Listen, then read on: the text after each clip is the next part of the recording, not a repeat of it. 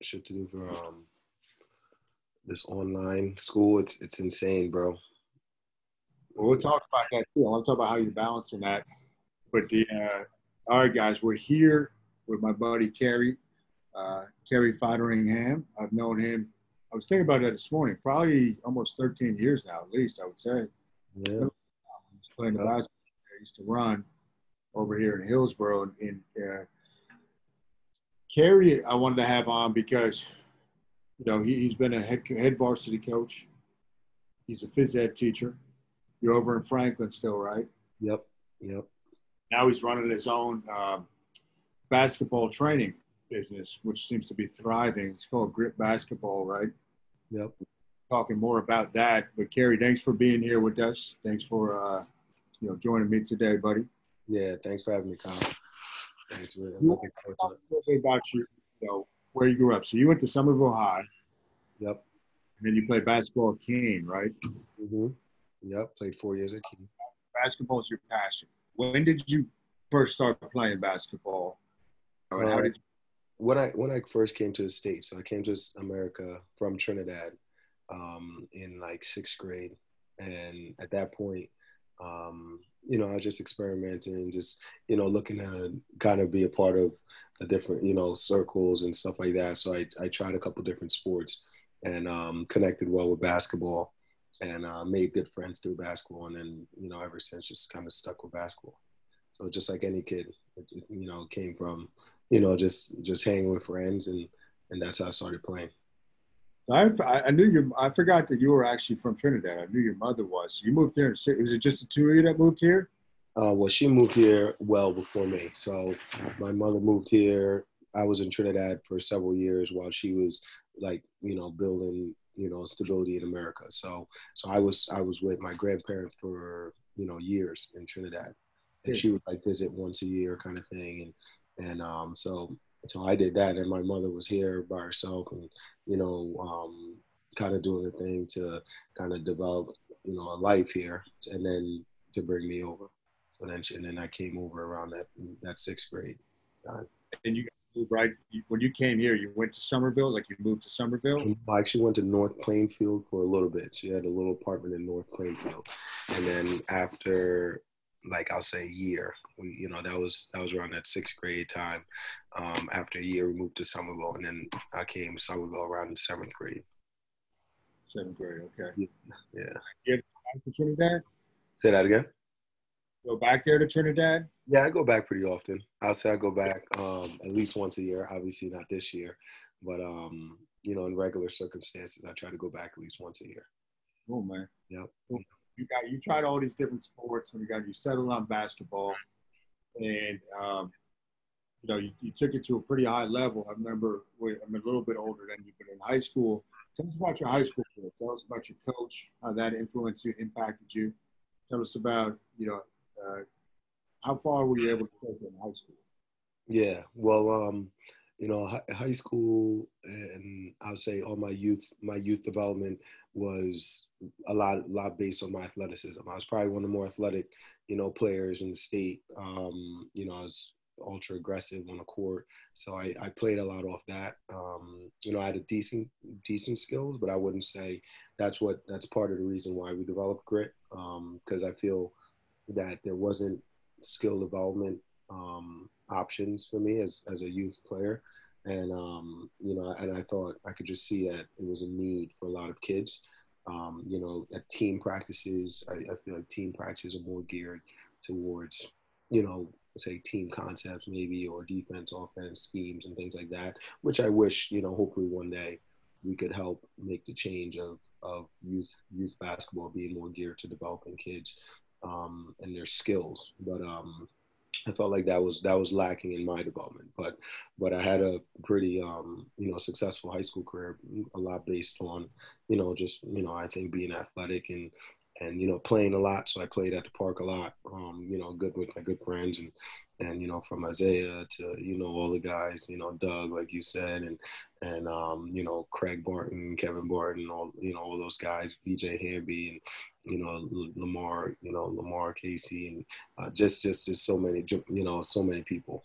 We just grew up playing every day. So I think that played a factor. So, you know, and it helped us all evolve into pretty decent basketball players. But that's why, once again, it started grit, because I feel like to take it to a level where you're talking, you know, Division I scholarship and being a professional basketball player, the guidance that is needed for that, I think is next level. And, you know, hoping to develop, you know, I think coaches, you know, because we can't coach every kid. So, and we don't want to, you know, we want to help revolutionize the game and teach kids a way to achieve those high level goals.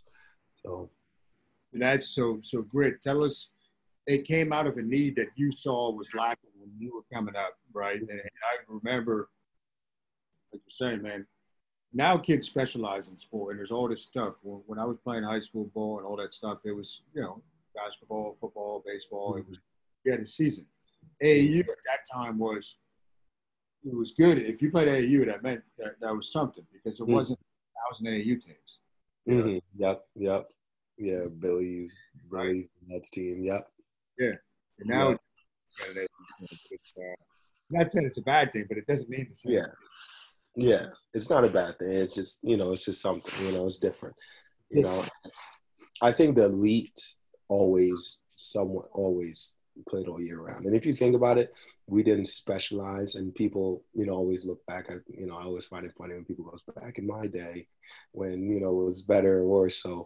But I think we did play all year round, even though we didn't realize it. So even though things were seasonal, say we played 2 sports. There's some people were 3-sport people. What say you play 2 sports, you still played basketball all year round. You know, you still played at the park. You worked out for 3, 4, 5 hours at the park. You run home, you eat. You know, so even though it wasn't specializing, the top players definitely, you know, played all year round. And it was, like you said, more out there just at the park playing for fun. Yeah, yep, just playing for fun, things like that. Yep. And you've taken that and kind of made it so the kids that come to you, tell us, like, okay, who's, like, what type of kid is coming to you? What does a session look like? Because this is the real deal. I mean, this isn't just, okay, here's a ball, go play, right? I mean, this is. Yeah, it's to be honest, it changed for every kid. We have kids of all skill levels. So we have kids from 4th grade, you know, through college, and we've had a couple pros that we've worked with, and you know that we literally start wherever the kid is and wherever the athlete is. That's where we'll start with you, and we will help develop you. You know, and we've come a long way with a lot of kids. It's been great. I think like 90+% of our kids, you know, go off to play in college. That's definitely, I think, a goal that a lot of them have. And we, you know, we're there to help them achieve that. That's our main focus. And, you know, we just lock in on trying to, every training session, you asked, what does a training session look like? Every training session will cover the core skills, which would be, you know, their ball handling, and our drills are very, I'll say, high level. It's not very basic, which we believe to be a high level player, you have to do high level things. So if the player is basic at the lower level, we will start with certain basic things, but we teach all of our kids the same stuff, very similar stuff. So, but we'll do ball handling, shooting, and finishing every day. We think we look at passing as more of a situational thing, so we don't teach passing back and forth with each other. We don't think that applies enough to the game, so we focus mostly on those 3, and then passing comes after. Once the player learns how to attack the rim and they look how to create, then you learn how to make decisions with the pass and where options are, through that. So our core 3 is our ball handling, shooting, and finishing. You know, and then once the player starts developing those skills, we start getting into reading the game.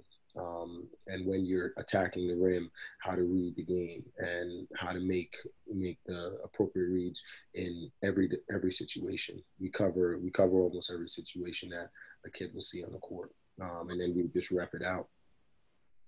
So how long is the session typically for these? An hour and a half. But you know, some of our kids come early, and our college kids, you know, they've been training with us forever. Like Tucker Richardson, you know, he's probably one of the kids that started it. Tucker is the point guard. I got to introduce you to him. You and him will get along really well, and you'll be able to really help him too. He'll be a professional one day. He's at Colgate. He's a point guard for Colgate. You know, he's one of the kids that we started training about 7, 8 years ago.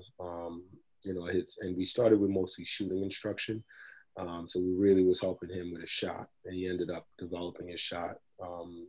Phenomenal. It's crazy where he took it to.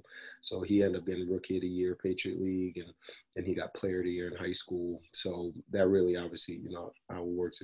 It helped grit, you know. So it really helped grow grit when, you know, he got better. People were asking how did he get better, and we had a lot of other players where that happened to. And then that just ended up growing the program. You know, we had, you know, from just so many kids, you know, obviously Diamond Miller is probably one of the top girls, and, you know, Bryn Farrell, but just over the years, you know, we've had so many kids come through the program that excelled. Even, you know, regular younger kids, they get better, and then friends start coming, and then kids start realizing, hey, you got to train to get better. You know, I don't just play on a team and, you know, play games on the weekends. You have to work on your skills. So that's the message that we really try to hit home with kids, you know. Fantastic. Where did Tucker play high school ball? He played at Hunterdon Central. Hunterdon Central, no kidding. Yeah. So Casey knows him then, probably, right? Yep. Say that again. Casey probably knows him then, right? Casey. Oh yeah. Yep. Yeah, he's a Hunterdon Central kid. It's crazy because the last two kids to really like come out of Hunterdon Central. Nikki Carter, she got Player of the Year as well. She got Player of the Year last year. She's a Hunterdon Central kid, and they both grew up training with us. So Tucker's the first Division I kid in probably like, who knows, in like Hunterdon Central, like 50, 60 years. They don't have many coming out, especially for basketball. And you know, he achieved it, and like now, you know, he wants to be a pro, you know, which is awesome, you know, and I think he's going to achieve it, you know, especially how he trains, you know. Cool, man. Just adjust the phone or whatever. I'm having trouble hearing you. Oh, okay. Yeah, I should put a headset on. How the girl Nikki, where's she going to school? Nikki's at Montclair. Montclair, okay. Yeah, so she's having a really let me see, like at all levels, you know, she's at D3 level. She's probably Division I. She got Rookie of the Year Montclair. In the conference, she led her team to, you know, like a little run in the playoffs, the championship game. She, as a freshman, she's going to be a captain as a sophomore. She's super, you know, motivated kid, works her butt off. She's been training probably that kid since say 8th grade or so. Yeah, so, and she really developed well. So really proud of her as well. Good, man. I'm still having trouble now. Just adjust. It was good, and then I'll cut this part out. Okay, that's fine. Yeah, could you hear me better? It's still low for some reason. It's low? Yeah. It's quiet there too. All right. I don't know what happened. We'll keep it going, man. I'll see if I can. Yeah, were you hearing me good before? Yeah. You were? It might be the connection. It was just when you adjusted it. We'll keep it going, man. So talk about this. I want to talk about with grit. How many years into it are you now? Right now we're about 7, 8 years into grit. So you're that long into it? Yeah. And are you the sole owner of it? No, I'm the co-owner with Coach Wade. Coach Wade, right? Yeah, Coach Wade. Yep. And then Tucker's mom, Wendy Richardson, she does a lot of the behind the scenes stuff for us, and she's great. She does like the website, you know, a lot of the web design stuff and graphic design, things like that. So it's you know, we're the core three, I would say, behind the scenes of grit, and then we have some trainers that really help out. Nick Monteja, he's great. He's at almost every training session, training with us. And then Torn Wheeler's coach that I coach with, a good friend. I coached with him throughout high school. When I coached high school, because I coached at Franklin, and I coached at Somerville, and then I coached college for 2 years. So then I coached at Fairleigh Dickinson, and I coached at TCNJ. So all throughout those coaching experiences, I've always like worked closely with Torrin, you know, except for the college because I was assistant coach at college. But whenever I was a head coach, he was always one of the assistants. So he was great. So that's like our team of coaches. Okay. Yeah. Started. Where's Coach Wade from? Coach Wade, he is from Somerville as well. He's from Somerville as well. Yeah, it's a little better now. Yeah. A little better. All right. Yeah. So you started 7-8 years ago, right? This didn't just happen though, right? So I want people to get an idea for the mindset in the journey of building the business. So obviously you had it started as a thought in your head. Talk about that point in time when you said, man, there's something I can do here. Like, how did this start? Well, I would say it started with training just kids individually and training our teams. So we end up getting a couple years, my first 3 years out of college, I took a job at Franklin High School as the assistant coach. After my first year, the head coach left, and then I got the head coaching job at Franklin. I remember that, yeah. Yeah, I was a head boys coach. I was probably the youngest coach in the state at that point. While coaching there, I'll say after like a year, I realized I need to develop the kids. So we started really working more on skills. 3 years after the Franklin job, my alma mater, which is Somerville, the head coaching job on the girls' side, Corey Floyd left. So after Corey left, he gave me a buzz. He told me he was leaving, and I was like, I'd love to coach at Somerville. So I went. I made the switch. I went from Franklin. I went over to Somerville girls. I went from the boys' side to the girls' side, and it was really low level. Somerville girls had almost like 2-win seasons or low. Really, they were good like a couple years before, but they had all those kids really graduated out, and it was really starting from the bottom up. So we just started. I said it doesn't make sense putting in plays. Doesn't make sense doing all this other team stuff. So we just started focusing on developing our kids. So that's kind of, I'll say, where the idea of more going away from traditional, I'll say all these team concepts and just schemes and stuff and all this stuff that a lot of coaches subscribe to. We went away from that. We just said, hey, we're going to develop our kids. And really, we had a couple kids that we really wanted to play college. We wanted to try to help them achieve that. So our whole 2-hour practices would be helping kids get their jump shots, helping kids finish their layups better, creating, helping kids attack the rim better, and we just ended up doing a ton of skills. And then after 1 year, we went from 4 wins to like 20 wins. And we obviously right there, you're like, oh, we got something here. All we did was really develop our kids. And then, and I try to send this message to coaches all the time. It really would work. If you focus on developing the athlete, the kid itself.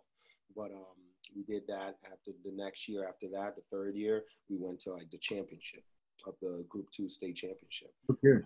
And we lost in championship that year.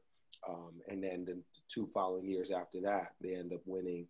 I left. I went at Fairleigh Dickinson. So I stayed at Somerville for 3 years, and I went to the college level, which was heartbreaking. But I had an AD that was at Somerville. It was a little shaky AD situation. So it was actually Kyle Fran.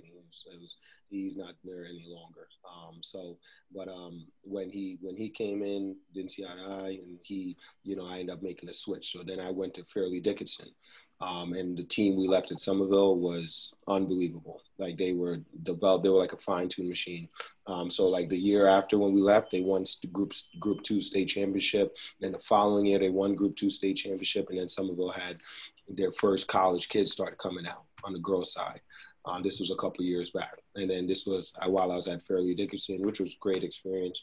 And then after Fairleigh Dickinson, I did a year actually at Watchung Hills before going to Fairleigh Dickinson, a season at Watchung Hills with Justin Salton. I don't know if you know Justin Salton. Yeah. So could you hear me or no? Yeah, it's good now.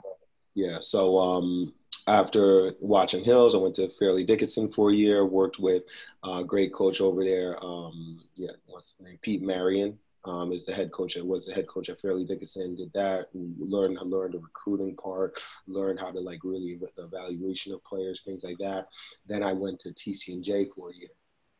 So after Fairleigh Dickinson went to teach, I was just really trying to learn. I was like, I want to learn from as many people as I can. I'm going to work with different people, work with different programs. So now I was at college for another year, and then after that, I was like, okay, I'm gonna get a team again. And grit, well, this whole time, this is throughout the 7 years of grit, I was still working on grit in the background. Still at all training sessions, we're still running training sessions, working with kids. Coach Wade, was always there. And then we had a couple other coaches that would pop in here and there. And then after the TC&J, I realized I was like, grit at that point, this was about 4 years ago. Grit at that point was it was too big. It was large, it was something I had to focus on.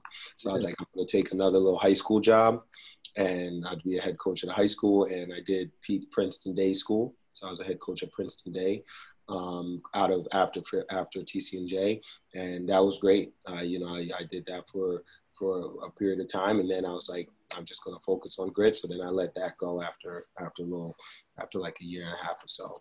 So now I just focus on grit, and then I, do individual sessions, and we do group sessions about 5 days a week. So when you're starting out, it takes a tremendous amount of energy. Like you said, you're doing this kind of not on the side, but you're doing it in addition to full-time coaching, being a full-time coach. I don't think people realize sometimes the behind the scenes effort that has to go into launching a business off the ground, and you did it, and I'm happy to see it. At this point, right? And so what's your typical schedule like now? So I know right now it's crazy with the schooling, how it's like e-learning. But let's say like last year, what does a day look like for Kerri? Like a typical day. Well, I'll have school from 7 a.m. to about 3 o'clock, and then grit would start at around 4:30 or 5 o'clock, and then we'll go till around 8:30, 9 o'clock. So that was like when we did training about 5 days a week. One day during the week, I'll just do like a private session here or there, and every Saturday, Sunday, we'll have training. So usually 2 days a week, like maybe like a Tuesday or a Thursday or something, we'll have just private sessions where I'm not in the gym till late at night, because it took up the whole day, between teaching, and then I have a little window to eat and grab bite to eat, and then we'll go back and train kids for the remaining of that time. So it was definitely very interesting. Looking back on it now, it's like it's interesting how I was able to manage all those things, and still manage all those things at once. Yeah. So I always say, man, if I knew what went into it in the front end, I probably Yep. It grows into the big business, and it's awesome to see, man. What so let's say my kids were older, I want to come to grit. What would you say for people listening that differentiates you guys from other trainers that are out there, other basketball trainers?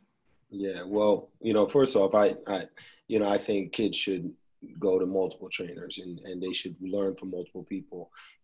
So even if they are training at grit, we always tell them, Coach Wade says, I say, that's one of our messages: learn from as many people as you can. It's not about grit. It's about them and them getting better. And we definitely would love to be that one of their top programs that they lean on for their development. And, we take pride in that and offering, a product that's going to really advance their games. I feel like we really have it down to almost like a science, to how we develop athletes. We have, from drills we do, they're very game relatable. We've had a lot of kids that show a lot of growth within weeks. And I think that's the key. If a kid is just like a teacher in a classroom, you might go to one teacher and you just learn a ton from that teacher, and that's just what we try to be, for each kid, and I feel like that's what we're special at, is really helping teach kids the game and taking their skills to a whole new level that they sometimes didn't even know they could achieve. And it is a big commitment. You know, and I, you know, we get on the kids, you know, we tell them, you know, we tell them, hey, you know, you got to train, you know, probably at least twice a day if you really want to achieve something special at this. You got to be consistent, and we demand a lot from them. And you know, I feel like it becomes like a little family, and definitely has a great culture to growth. That's great. Mm-hmm. Yeah. What about, do you like to read? Yeah, I do a lot more audiobooks now, to be honest, though, because I'm on the road, and yeah, I'm always moving. So I have. Yeah. What would you say when I say what's your favorite book, Kerri? What comes to mind? Well, I got to throw Grit out there. Grit is definitely up there, by Angela Duckworth. That was one of the reasons we even called it Grit. Back in the day, that was an inspiration behind calling it Grit. So Grit means game ready, intense training, but obviously having grit is you know, we think is just huge, right? Think about grit you had to have to get this actually to become a reality. Mm-hmm. Like you said, you're going from school to this. Where do you breathe? Yeah, so you got to be gritty. Like you did your 6:30 a.m. workout. Yeah. I'm very jealous. I'm kicking myself that I wasn't there. I gotta. Good energy this morning, man. Yeah, no, but that's why, even with like what you do, man, that's what, you know, the grittiness and the perseverance within, you know, within the company and the individuals, you know, that's what makes it special. Yeah. You know, it's that perseverance to keep going. You know, that's why I love what you do. You know, it's you know, it's great, and I think it rubs off on people, and that's why people, you know, really respect it and really love it. Yeah, thank you. Thank you. Yeah. What would you say? So, what are you? You're 33 now. 35. 35. Yeah. What would you, if you could go back to 21-year-old Kerri and give a word of advice? What would you tell him? That's a good question. I would say, let's see. I would, you know, to be honest, I would just, I don't know. I kind of like all the things that I experienced and went through. I think it was all you know, a purpose to it. You know, I feel like that learning, like you can't. It's hard to say like I would skip over any of that stuff, you know, because I feel like it's part of the learning process, and is what gets you to where you are today. So I wouldn't change too much, but I would say a piece of advice I would say would be probably definitely I would have banged out grad school right away, because I'm doing grad school right now.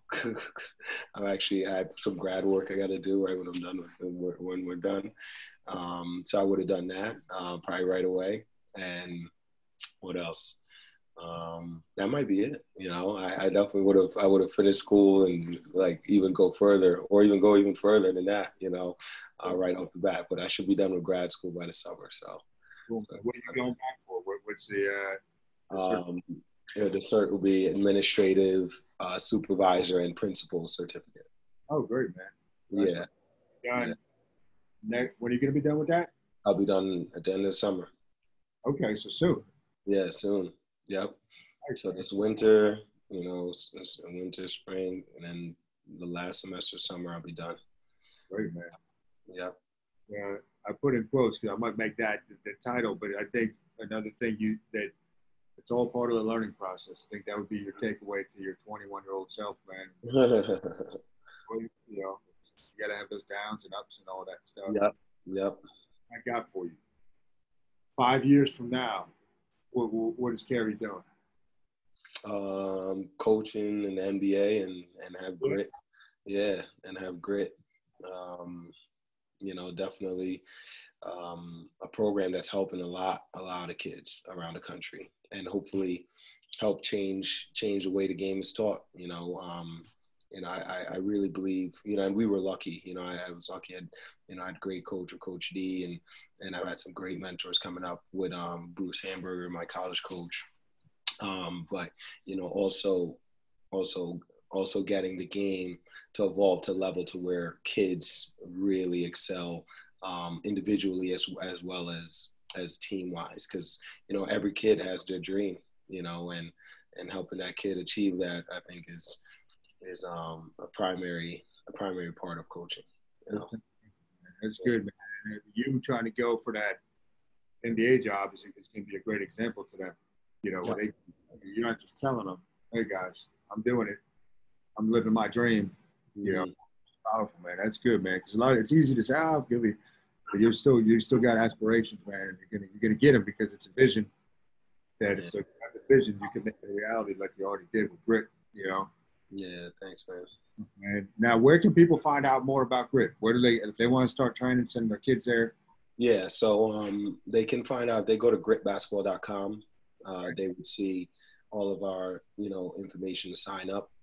They can definitely do a free session to start. We recommend we do an evaluation session. So that's every Saturday, Sunday mornings at 8 a.m. So we evaluate the player. We see where they are, currently skill wise and what they need. And we take them through what a session would be like because, it might be very new to some kids to just training in general. And then once they sign up for the free session, we'll talk to the parent there and let them know what steps are next. And we only it's a small group training session. We take 20 kids max per session. When we have a camp, it'll be, we have camps some kids start out with our camps, which are pretty good. In the summer, which is we'll have a week-long camp and it'll be all skills. They're high intensity camps. It's hard. It's really hard, but it's usually 4 or 5 day camps. That's another way to start up the program because you learn a lot within a week span. So those are 2 ways I recommend. Either the pre-grit, which is called pre-grit, and it's, like I said, every week we offer it, and it's an evaluation and it's free. And then we have the camps, which are huge. We have a lot of new players that go to those. Awesome, man. I'll definitely put that in the notes. Yeah, so reaching out to you. Yeah, thanks, Doc. Yeah, man. I'm just gonna bring this. It's very inspirational, man. I love what you're doing. I love your vision. Yeah, thanks. And I'm gonna keep rooting for you, man. Yeah, same here. You know that we're both on the same mission to help people, right? Help people and huh? Yeah, help as many people, Yep. get to where they can get. Yep. Yep. Let me bring this to a